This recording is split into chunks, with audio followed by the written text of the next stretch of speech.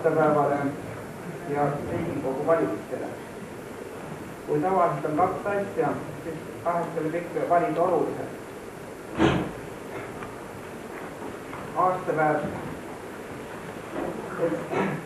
tuleb järgmine aasta uuesti ja see ei mõjuta meie heaolu, aga väga suurelt mõjutab meie heaolu just vastav Riigikogu ja terve see valimissüsteem kestab.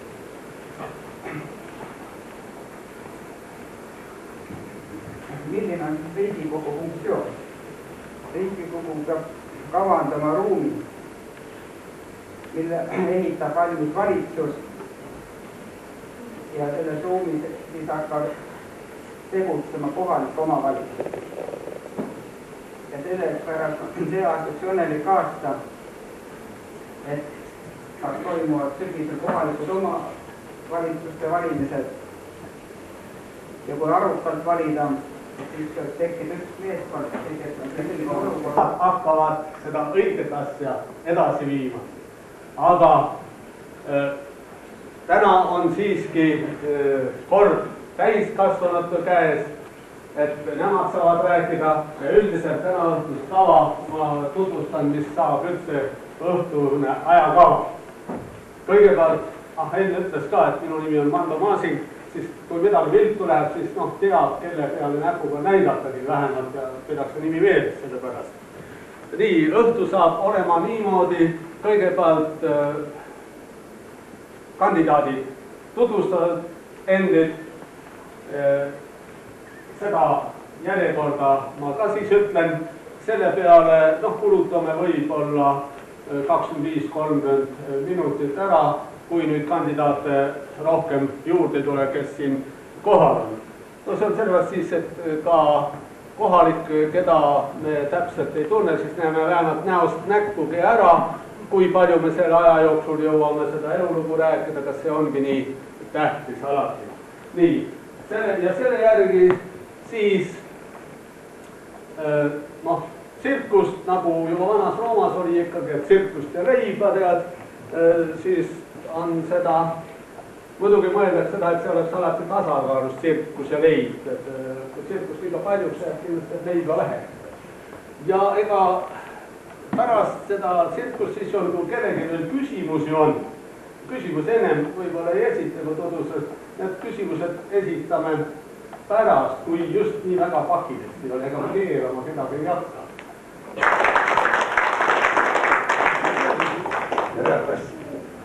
Siin on vaja riitida niimoodi, et midagi oleks noortele ja midagi vanematele.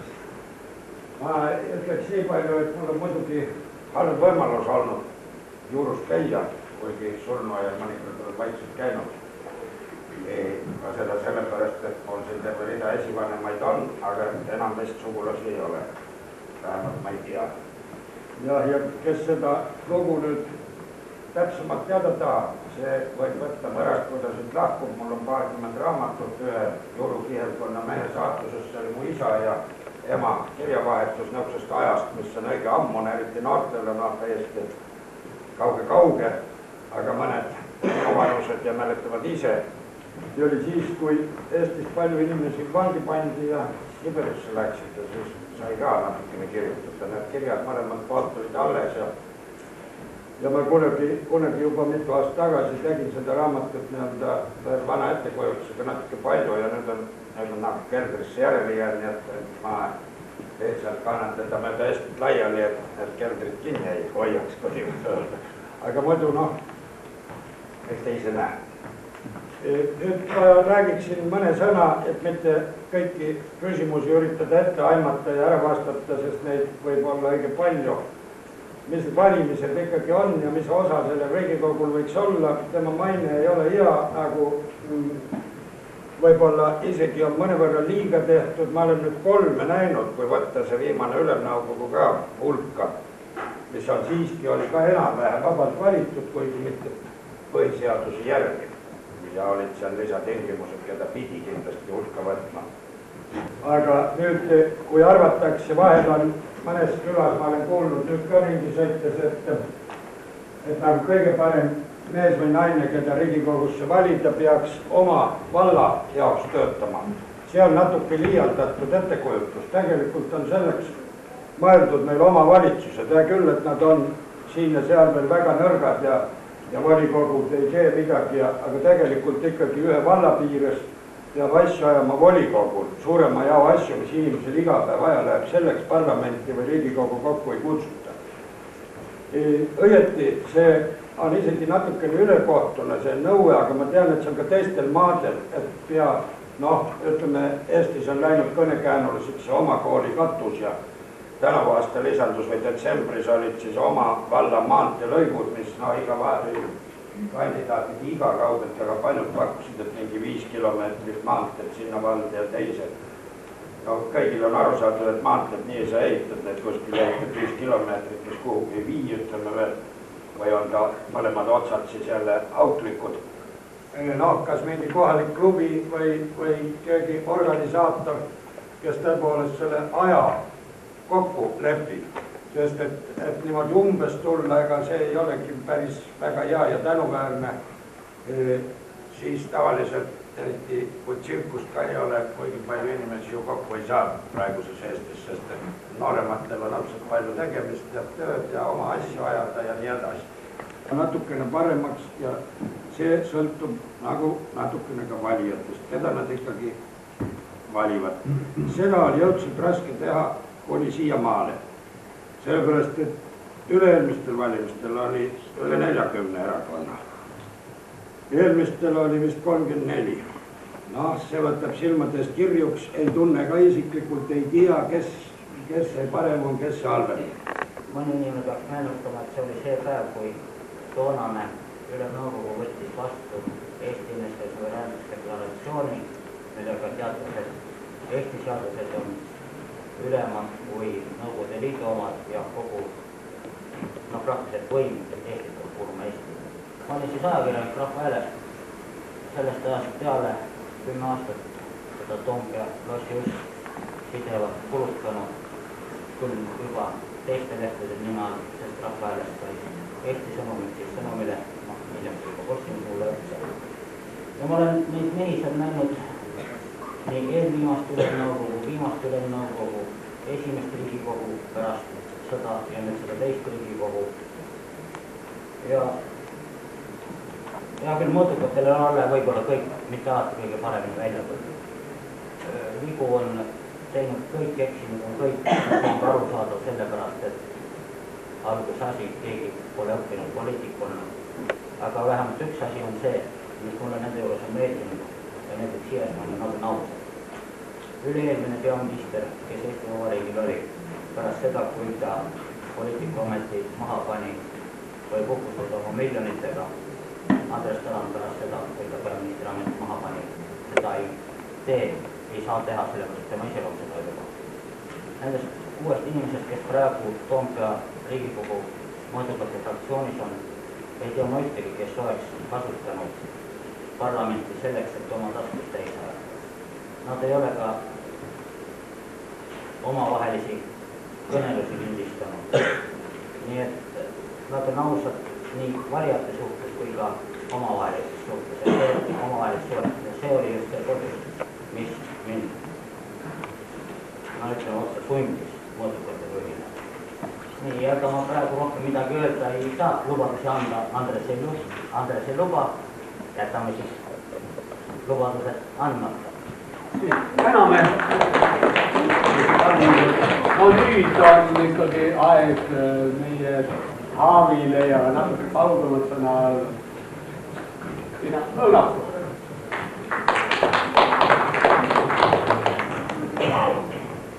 Tere päevast, kallis jõulurahvas.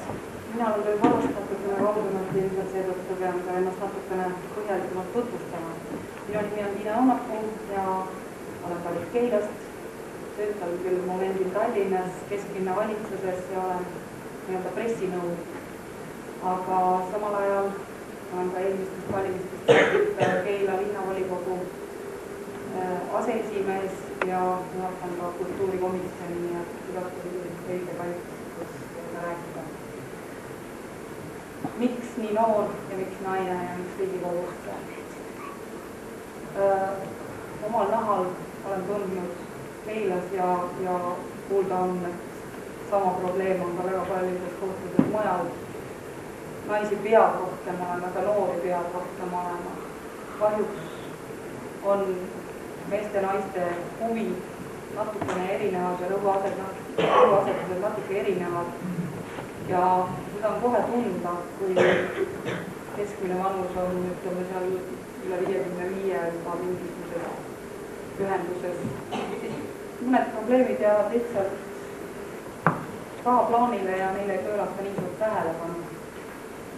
Naine on üldse sotsiaalsel olend, ta tunnetab seda lihtsalt oma igapäevase elu näol tugevamini ja mehed kahjuks pahatihti unustavad teedeehituse ja finantspoliitika kõrval ära sellised väga elutähtsad valdkonnad nagu pere, kodu ja kõik sinna ümber kuulub toimetulevad osavad.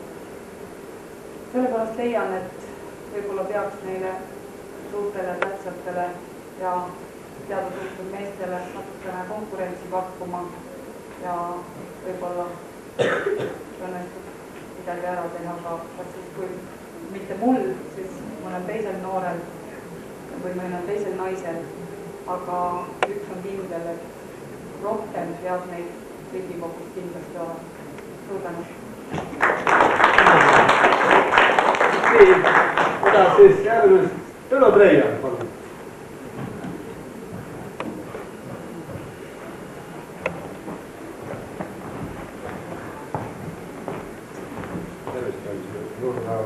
Mina olen teie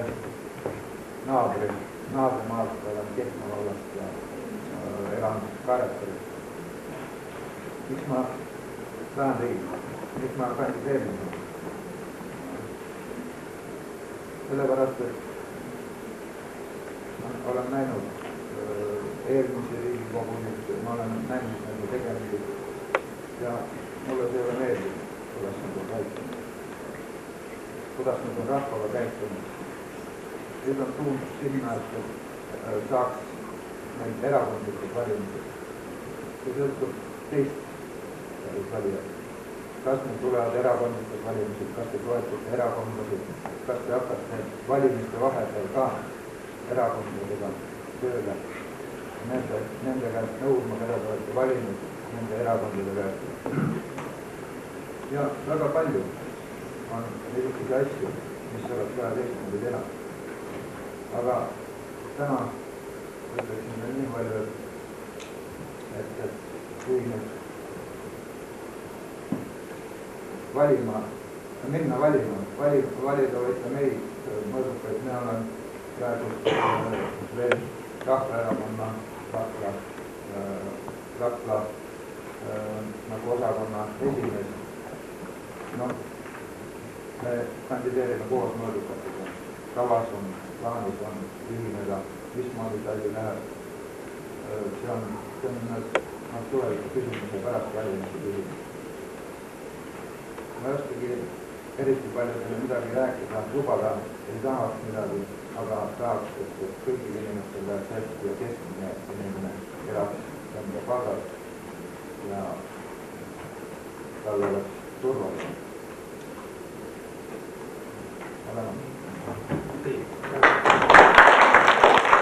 Palun ära Tartutso.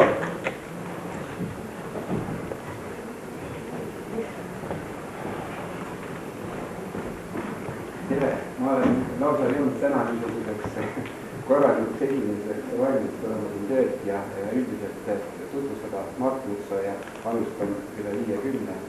Ja kes mind teab, see teab mind siin kandis nii või teisiti. Olen nagu juba pikka 15 aastat seotud on kohaliku maakonnaga seoses võrdlemisi suuremahuliste ehitustega.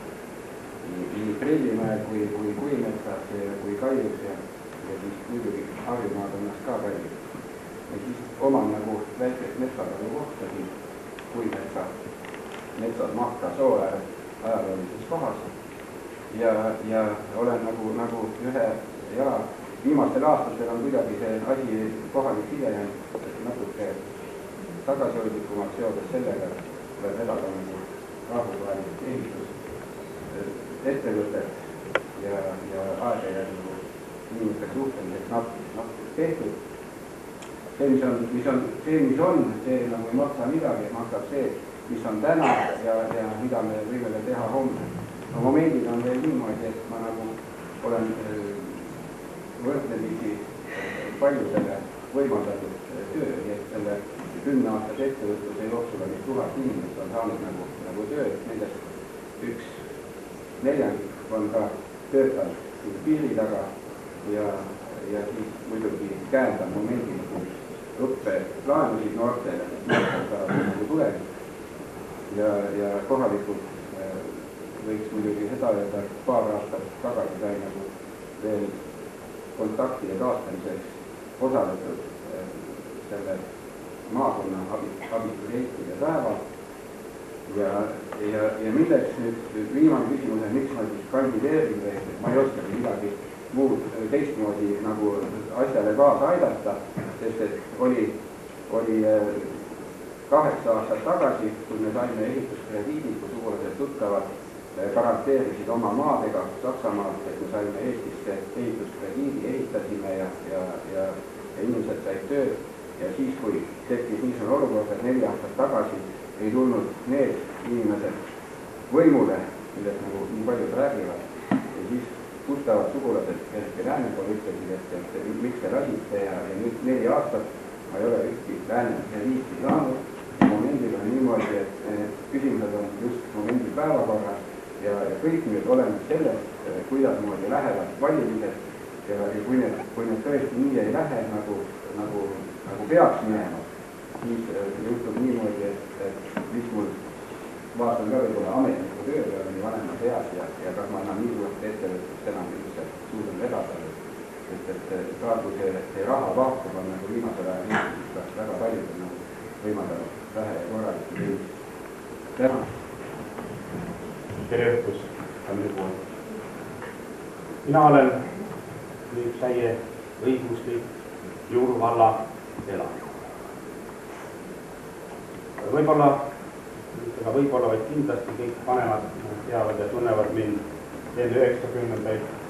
80. lõpus olin ma Juuru töökoja juhataja sellest ajast ja 89. aastal, kui kuulutati välja taluseadus, hakkasin ma kohe otsast pihta selle võimalust kasutama, et hakata üles ehitama talu. Talu hakkasin üles ehitama täiesti tühja koha maa peal. Ja nende aastatega olen jõudnud niimoodi, mu maad on ka väikesed, ei võimalda rohkem, on 10 lüpsilehma ja loomi 20 ümber läbi aastate. Ja et nüüd kuidas või mis ja mille pärast ma nüüd olen siin ja miks ma kandideerin. Ma kandideerin juba 2 korda ka eelmisel valimistel. Ja siis oli meie erakonna nimi EKRE ehk Talurahva erakond. Ja ma olin ise selle erakonna moodustamise hälli juures.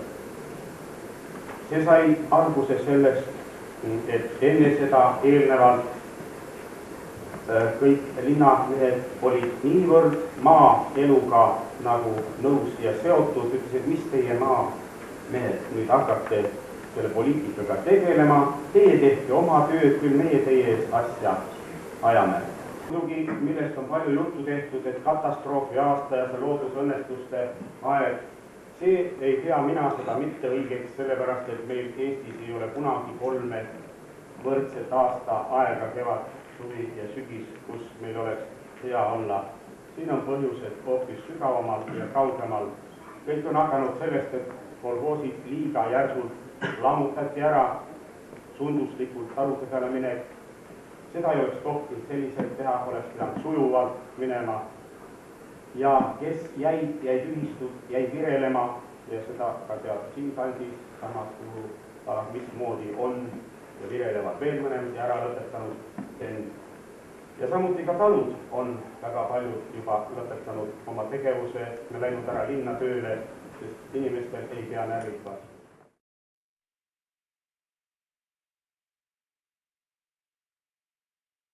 Tagant turgutades seda, mis hakkab tulu tooma. ja see on tulevikus järgmisel aastatuhandel õige teistsugune, kui ta seni on olnud. Ja teate kõik, et põllumajanduses töötavate inimeste arv tõmbab kokku veidi, aga see, milliseid töökohti kuskile uusi saab teha, sõltub nüüd kahest asjast, mis on koha peal olemas ja kui ei ole oskusi, mida uus aeg nagu nõuab, siis tuleb väljaõpet teha. Sellega on praegu teatud määral raskusi, mitte ainult organiseerimises, aga ka selles, et inimesed ikkagi on harjunud teatud eluga ja sellest väljatulek ja uude minek, see võtab kõik aega. Aga igalt poolt on ka palju häid näiteid. Nii et igal regioonil või piirkonnal või kuidas me nimetame, on mõnevõrra erinevaid eeldusi. Ja kahjuks on ka nii, et on metsa taha jäänud külasid, millest enam väga kerge vaevaga üldse midagi ei saa. See linnastumine on üle maailma olnud ja kui ikkagi noored ära jooksevad, siis teatud ajal hääbub, nii et teatud kaotusi elame üle, aga see on pikem töö, aga praegu on seda nagu seda põhja minu arvates mõistus ei ole. Ja ka selline asi muidugi ei mahu igasse valda, millega andekad noored inimesed võiksid igal pool leiba teenida, mida me siin just vaatasime ja nautisime, aga mõni leiab ka niisuguse uue üldse. Aitäh! Nii, on veel küsimusi? Tähendab, teadupärast möödunud aasta lõpus, see oli jõulu ja uue aasta vahel, oli kõigil praeguse Riigikogu liikmetel saadaval igal ühel miljon investeerimiseks sinna, kuhu see Riigikogu liige seda panna tahtis. Ma tean, kuhu enamus meilt valitud Riigikogu liikmed on oma miljoni pannud, aga ma ei tea, või õigemini ma tean, aga ma tahaks kuulda seda härra Tarandi suust, kuhu tema oma miljoni pannud. Mul ei ole ühtegi miljonit praegu olnud ja kui seda niimoodi jagada, et igal ühel on oma, millest meil enne juttu oli, oma kooli katus või oma teelõi, siis ma ütlesin juba, mis ma sellest arvan, see ei ole riigi ehitamine. Nii et mina niisugust miljonit ei ole võtnud ei otseselt ega sümboolselt ja kuhugi pannud.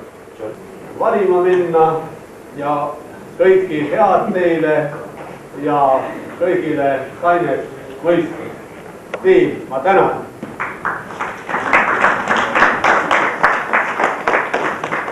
Mina olen Jõulu rahvamaja juhataja, seega ka selle põranda peremees, ehkki mitte selle aastal, kui Heiki Talling siin tantsis, aga me oleme õnnelikud, sest meie elame täna siin oleme õnnelikud, et meil on niisugunegi maja, et meil on niisugune põrand, selle põranda peal praegu teeme me diskot, me tantsime siin teotantsu ja pühapäeval tulevad siia maakonna tantsujuhid klassikalist tantsu tegema ja mis iganes.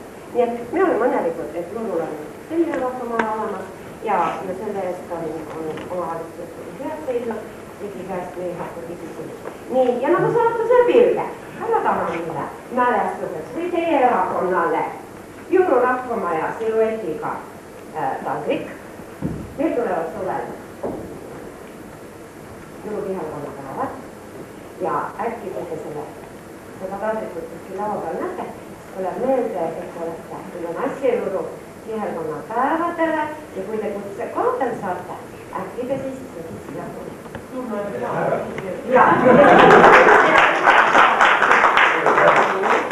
Mina sai muidugi isiklikult võtta, sest äri tegi korruptsiooniseaduse, aga see on nii odav,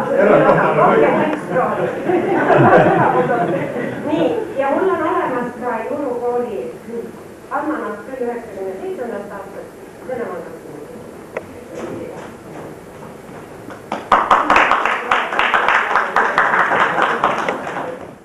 kaudu läheb ka koju vanematele info selle kohta, mida nad täna küsisid ja nende kaudu meie kasvame maailma. Üldiselt ikka nii kokku, et rohkem küll käia, seda Neid on proovitud kutsuda, aga see on ikka hirmus raske ja nad ikka ütlevad ära ja ikka nad sõidavad kuhugi välismaale ja ikka nad ei tule. No jah, siin peaks hakkama nüüd matemaatikat tegema.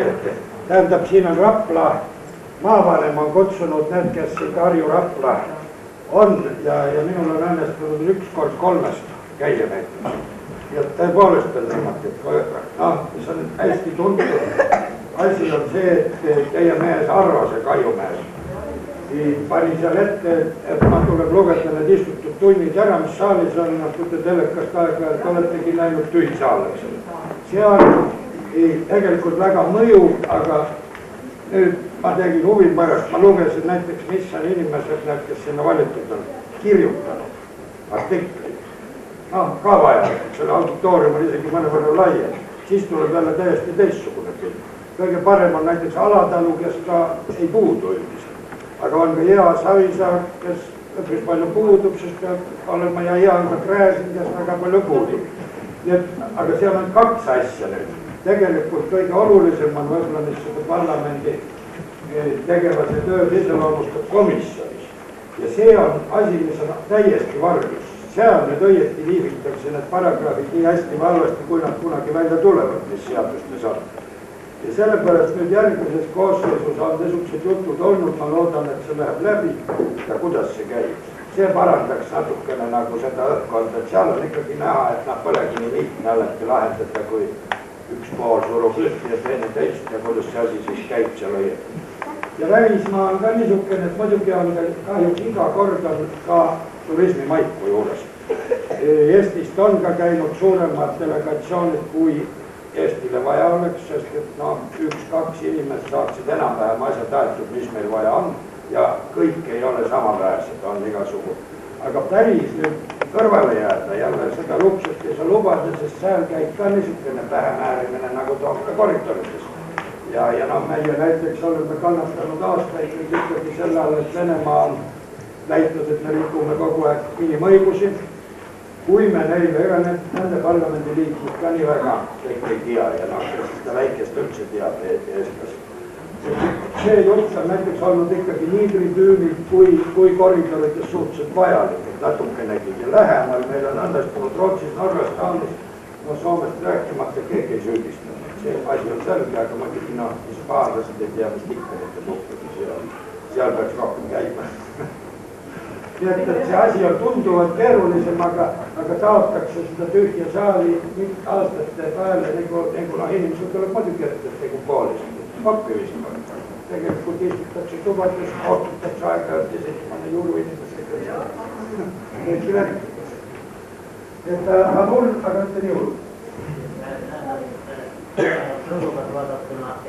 Ega inimest, näed, ega nad tahavad sedasi turaga mennetaalid tahavad alati tulla.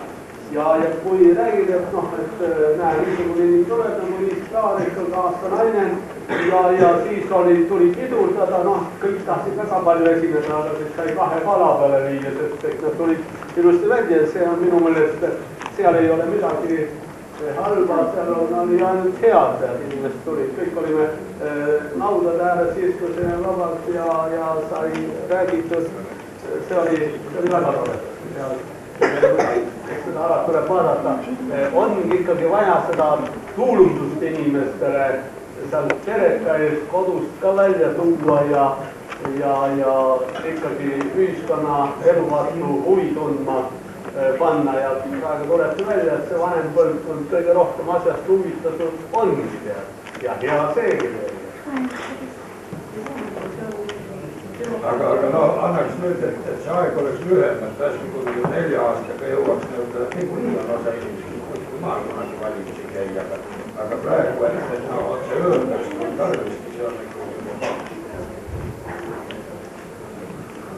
see ongi praegu kõige sellest tõesti inimesed vaatavad, et mis minust olen. Vaat see kuidagi on süvenenud sisse, aga kes siis ikkagi otsustab, milleks meil see põhiseadus on, milleks see rahvas ongi see kõrgema riigivõimu kandjaks siis pandud, kui ta seda ära ei kasuta. Aga tunnetus tuleb loomulikult meie igapäevasest elust praegu, et nagu ei avalda see mõju. aga tõesti, ega kui algus hakkas pihta, ega keegi ei olnud ju selle, ei osanudki näha kogu seda protsessi nii ette. Nüüd hakkab juba selginema ikka kuhu poole ja kuidas minna. Muidu olid ainult head soovid, aga kuidas seda soovideni jõuda, seda lahenduskäiku, seda skeemi oli. Nüüd hakkavad juba erakondadel tulema niisugused skeemid välja, et nad oskavad neid lahendusi ka leida. Ega paljast hüüdlausest ei ole ju mingit kasu. Ja sellepärast on öelda, et noh, näe, hüüdlaused hüüdlaused, aga kus me oleme? Siin me oleme, tuleb edasi.